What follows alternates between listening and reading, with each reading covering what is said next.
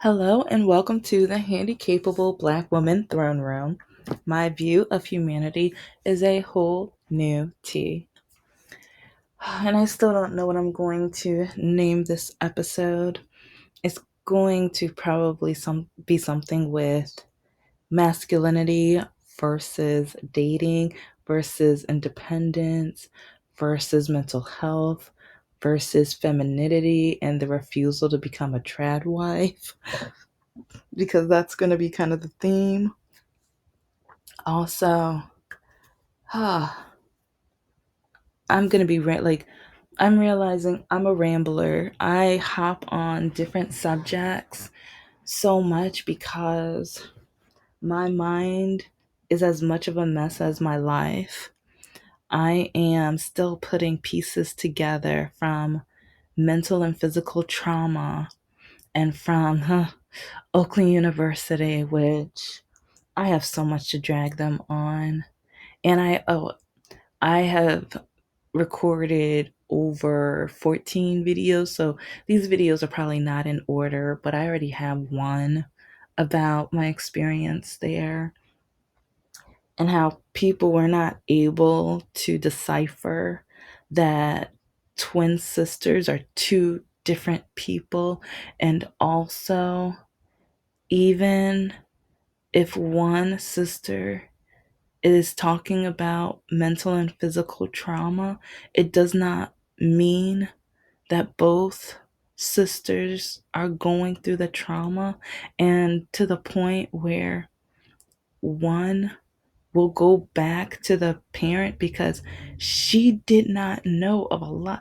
And it's really frustrating because people have no idea how slick and smooth my mother was, because that quote that I've told, well, if you're new, um, this is something I've said so many times, and I'm going to say probably hundreds of times because it was told to me so many times. This was always on my mind. This has ruined my life in so many ways, and I have learned from it, but now to the point where I know I will never see a wedding dress. I will never have the type of relationship that the Christian community expects of me. And but then I'm thankful because I'm wiping off the brainwashing of the church. I'm still a Christian, but a lot of these churches just brainwash you, especially when it comes to marriage and relationships and responsibilities. Because if I had done it their way, I would have been stuck in a nightmare. And then, let's just say that different episode for a different day. But I already have one episode that where I talk about a pastor's son and how he treated me. And it's really crazy. I'm going to get to the subject in a minute, but it's really crazy how some of the worst men I've ever dated were Christian men. Some of the worst experiences, and mentally they would tell me anything and everything. They did not care. It's like at least the atheist men, I mean, they wanted power over me, but they did it in a way that was at least narcissistic and with, I mean, it was trauma, but it wasn't to the point where I thought so little of myself. So, huge difference. And so that's why, like, I'm at a point where I just don't trust any men because I've dated highly Christian men, kind of Christian men, or lukewarm men, and then men who think they're Luke from the Bible almost, and Muslim men, and spiritual men. And so, yeah, I'm going to be doing a religion versus church versus expectations versus mental health versus church trauma. And I'm going to be showing you some screenshots once I can find. They're buried. It happened about a month or two ago, but I have over like 2,000 screenshots of evidence of a lot of the things I've witnessed and a lot of the awful men who try to tell me who I'm supposed to like. And since I have a disability, I'm not allowed to have an amazing man. I'm supposed to lower my standards because what amazing man is going to want a woman with a disability? And I've had able bodied men tell me this, and well, not to point fingers, but a lot of men on the spectrum tell me this. And it's like sometimes that's kind of bewildering, but I'm like, okay, I'll take, like, let me just write a little note on that one. Cause, yeah. Cause I literally, like, there was one guy who literally told me, at least I have a disability that I can hide. He was just like, I wouldn't I wouldn't want, you're really cool, you're amazing, but I wouldn't want to walk around with you because yours is seen, yours is obvious. But when people come up to me, it's like some of them pick up on it, some of them question, but for the most part, they're too scared to ask or say anything. So he says so basically he was telling me he was better, and he did tell me that his disability was better because his wasn't visible. So yeah, when it comes to masculinity, and when people try to tell me you were supposed to get married in your 20s, you should have been married years ago, don't you care about having a family? It's like, don't you know a woman is supposed to have children? Yeah, but you don't care about my mental health. You don't care that I want to be in a household where I feel safe and secure and able to live the life of my goals and dreams while being able to take care of a family. Because majority of the men I've dated hated that. A lot of the men I hated, or do I hate them? Or like, since I made a mistake and said it, like, was that by mistake? And I know some of the Christian are like, that's a sin. You're not supposed to hate. Mm. I'm gonna do an episode on dating versus oil change versus father versus, I don't know, like whatever. Because yeah, you have no idea what I've been through. And you have no idea how, since my mother told me, as long as you walk like that, no one's ever going to want you, love you, or marry you, I devalued myself. I i've always thought I was never going to be good enough.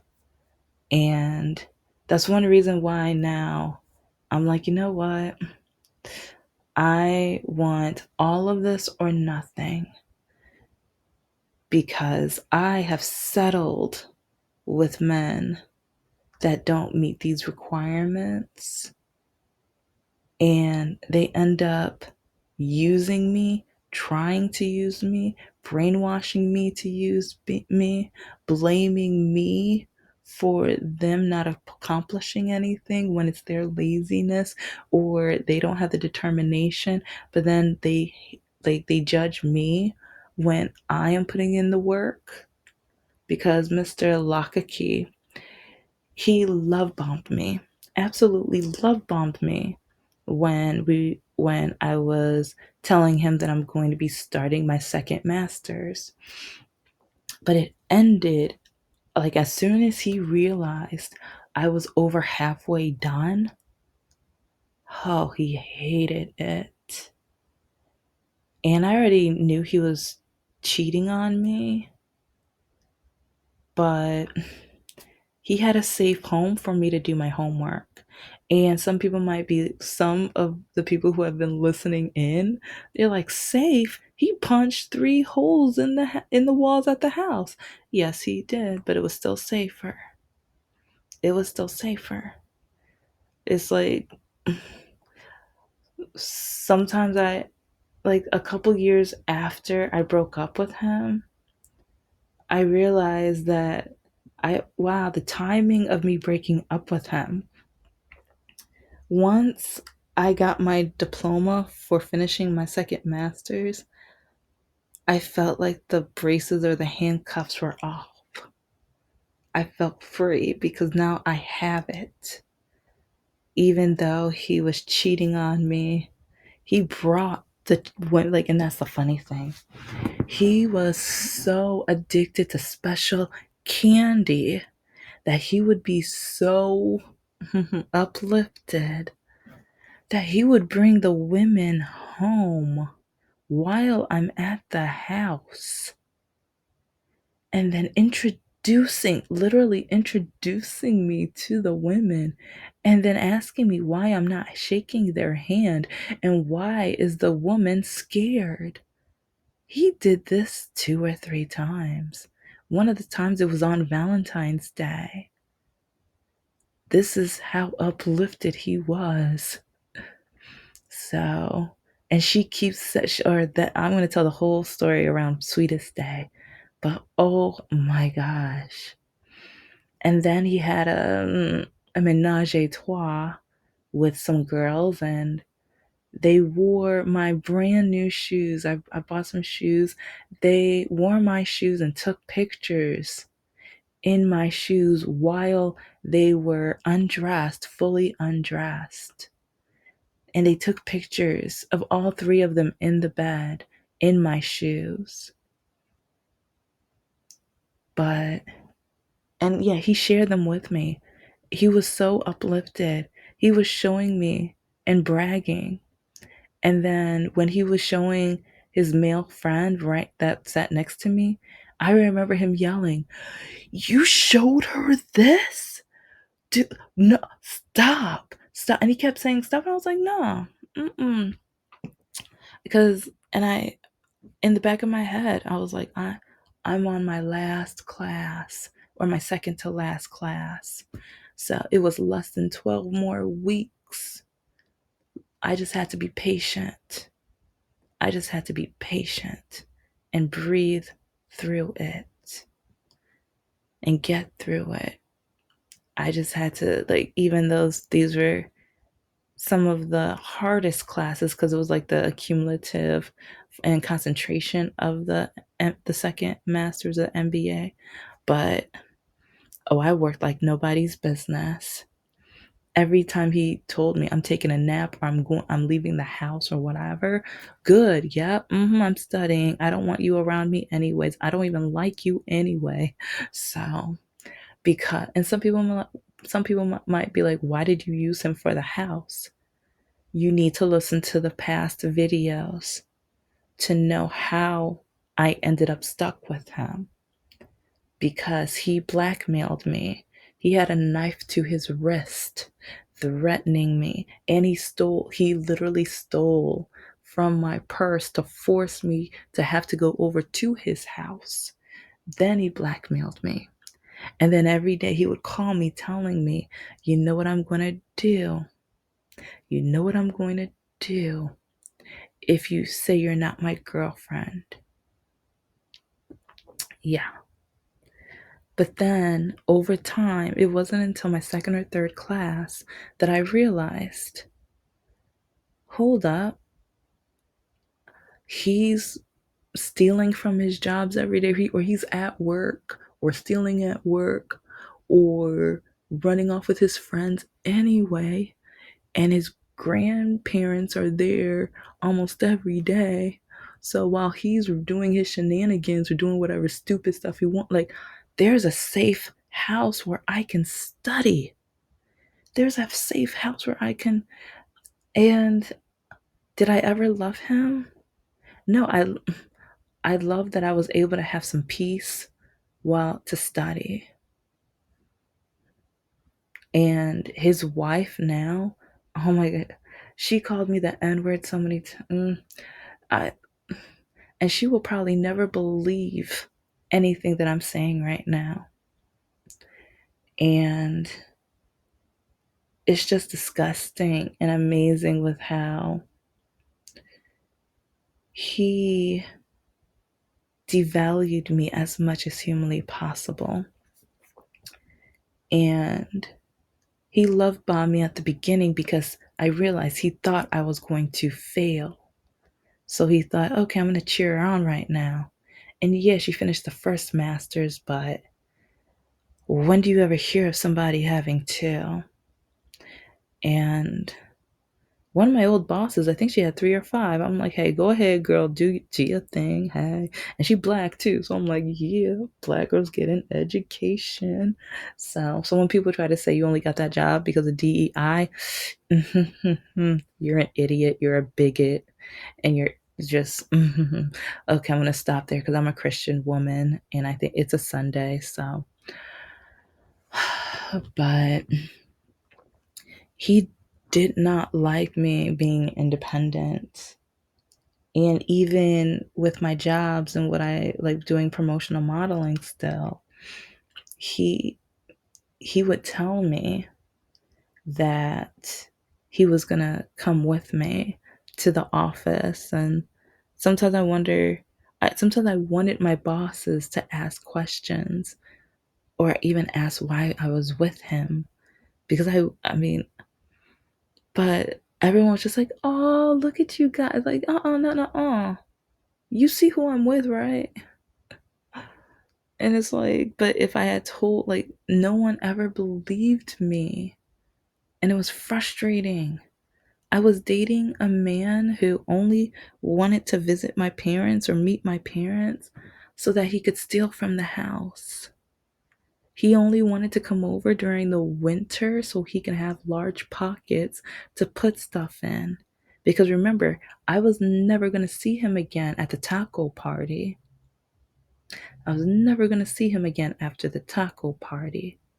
But then I had to go to the restroom. And that's when he went in my purse and stole stuff from my wallet to make sure that I had to see him again. That is the person he is. He is the person who I had to, like, one time he had to go somewhere. So I had to go grab the bag of stolen material to go back to his job and return it to his boss. But it's funny how he would always devalue me or tell me, why are you trying this? Oh, you want to start a business? You shouldn't, like, oh, that's a good idea. But I mean, you're not going to put that much work into it. Do you know how much dedication? Do you know how many hours? And since he dropped out of high school, and then he, by force, like his judge literally told him if he didn't go back to get his high school diploma, he was going to go back to jail or spend time in jail or whatever. But then he dropped out of that and then he went to get his GED. So, two times a charm, he did it. But, and he like, some people are going to be like, hold up, what? And I'm just, yeah. He lied because he told me he had his high school diploma. And so I found that out during the taco party. Yeah, good times. The girls told me because the men went and played video games or they were doing some whatever. I don't even want to know what they were doing in the room, but we stayed in like the TV guest room or the TV main room or whatever, the living room.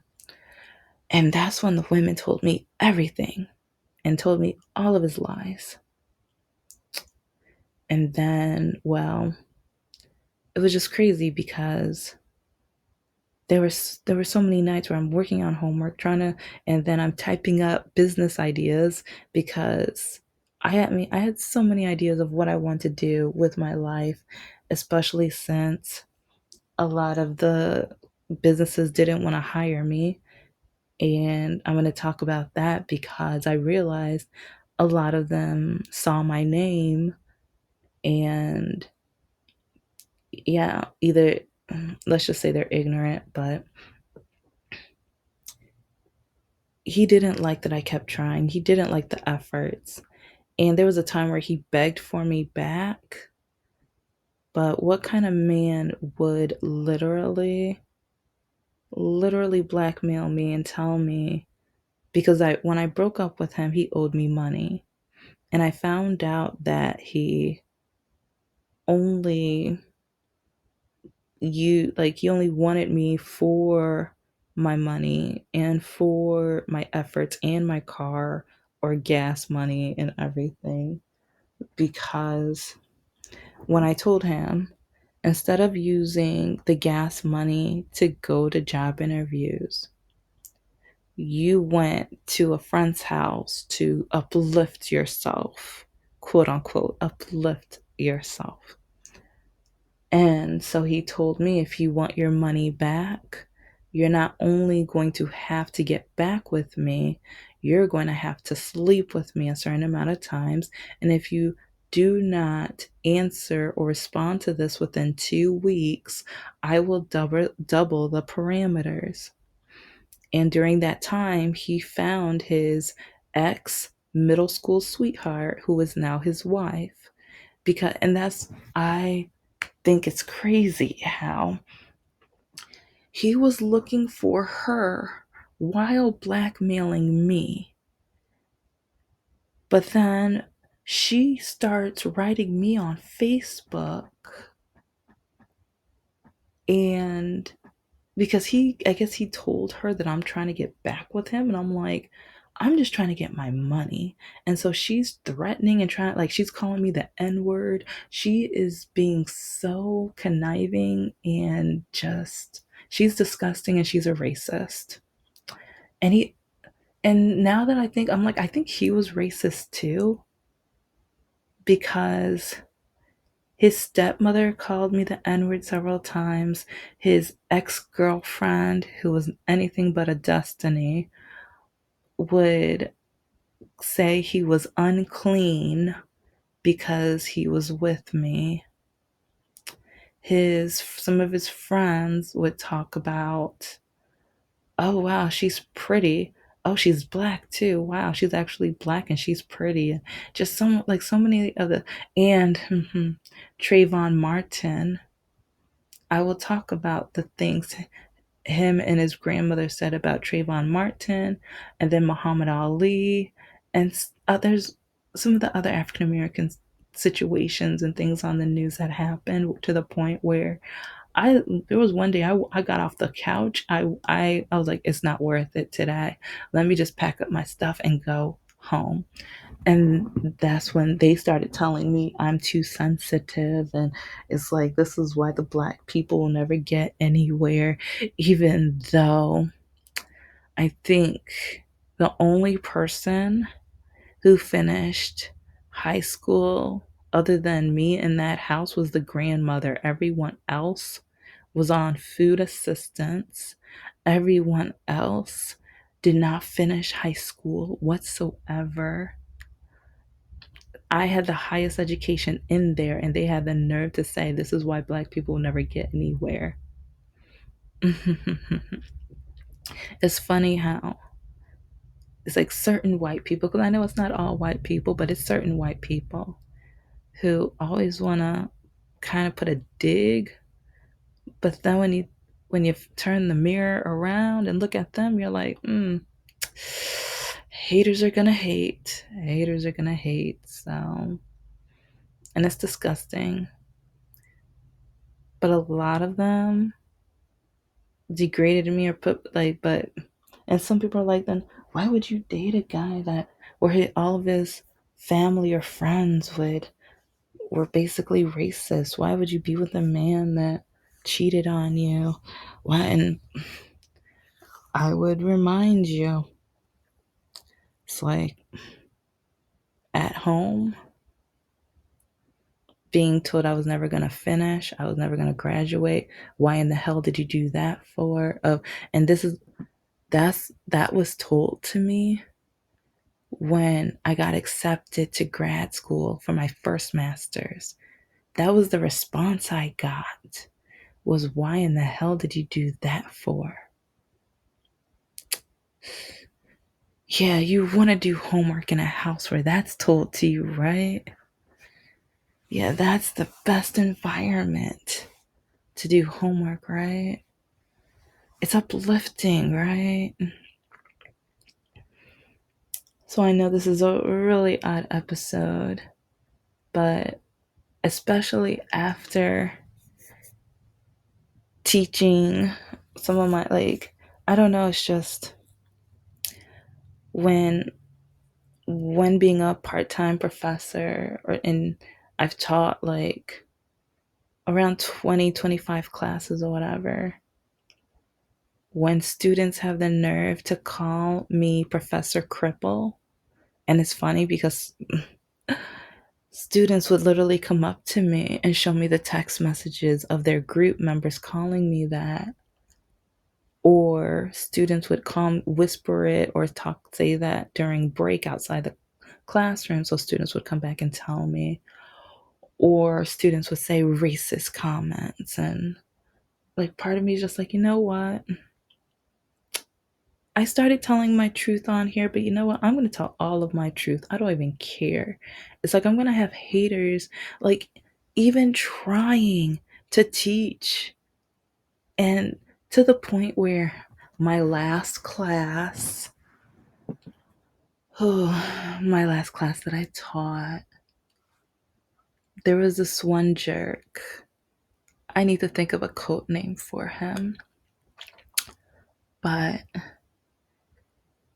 like him and like his group, but it was mostly him, because they were the reasons why I didn't I did not do the exciting project that I've been wanting to do for years now.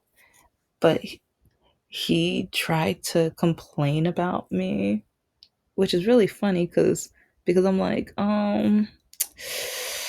you never paid attention or read any of the articles or watched any of the videos or even contemplated to use a brain cell in my classroom. And the only time he would participate would be to tell me how he would cheat the system in order to get his way with his business. And I'm like, huh, yeah, probably gonna see you in prison, but anyway. But I'm gonna tell the story soon. But there was one day where I had a secret guest in the classroom and he sat next to him. And at first I was like, oh, do you really want to sit next to? But I was like, you know what? And he said, he told this student I was Professor Cripple. So he's he doesn't realize that I know. I know for a fact that's what he calls me. He's told my friend some more things. And he's not my friend that was on Shark Tank, but I was going to bring in a friend from Shark Tank, or that was on Shark Tank, in for my students to create. And I'm going to talk all about this in a series, and with the channel, I am going to start like analyzing products that were on Shark Tank, because a lot of them messed up when it comes to marketing and advertising. And one reason why I tried showing my students small businesses is so I can tell them how they can fix their mistakes or how they can up themselves to stand out. But yeah, anyways, this is the Handicapable Black Woman Throne Room. My view of humanity is a whole new tea. Check out my books. My novel will be coming out pretty soon. No date yet. My greeting card business, Tough Cookie, will be out soon as well. And I know I ended it talking about college, but I know college is going to be starting within like the next 2 weeks or whatever. So I just thought, you know what? Let me just slide that in there. Because if you're going to pay for a class, at least give the professor a chance, or at least look at the materials so that you can get what you paid for. Okay? Bye.